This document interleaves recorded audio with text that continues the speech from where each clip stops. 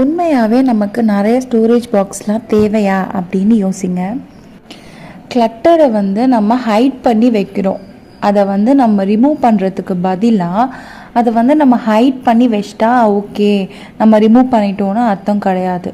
உண்மையாகவே நம்ம அந்த கிளட்டர் ரிமூவ் பண்ணுறோமா இல்லை ஹைட் பண்ணுறோமாங்கிறத யோசிங்க.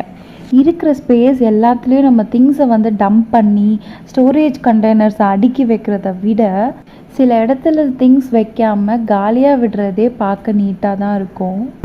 அதிகமாக நம்ம container, storage boxes, storage racks எல்லாம் யூஸ் பண்ணும்போது நமக்கு திங்ஸை எந்த பொருள் எங்கே வச்சோம் அப்படிங்கிறதையே மறந்து நம்ம தேடிட்டே இருந்துகிட்ருப்போம். தேவைக்கு அதிகமாக ஆர்கனைசர்ஸ் வச்சுக்கும்போது நம்ம தேவையில்லாத திங்ஸை நிறைய வாங்குறதுக்கு நம்மளை என்கரேஜ் பண்ணலாம். அதனால் ஆர்கனைசர்ஸை ஃபஸ்ட்டு ரிமூவ் பண்ணுங்கள். ஃப்ரீக்வெண்ட்டாக யூஸ் பண்ணுற திங்ஸ்க்கு மட்டும் ஆர்கனைசர்ஸ் யூஸ் பண்ணுங்கள். எக்ஸாம்பிள் மெடிசன்ஸ், அப்புறம் சீசனல் ஐட்டம்ஸ் இருக்கும் இல்லையா, அந்த மாதிரி திங்ஸு இதுக்கெல்லாம் மட்டும் யூஸ் பண்ணுங்கள். மோஸ்ட்லி டிரான்ஸ்பரண்ட் கண்டெய்னர்ஸ் யூஸ் பண்ணுங்கள்.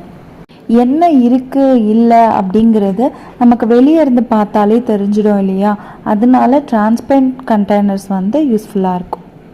ஆர்கனைசர்ஸ் வாங்குறதுக்கு முன்னாடி கிளட்டர் எல்லாம் ரிமூவ் ஆகிடுச்சா அப்படிங்கிறத செக் பண்ணிவிட்டு யூஸ் பண்ணுற திங்ஸ்க்கு மட்டும் ஆர்கனைசர்ஸ் வாங்குங்க.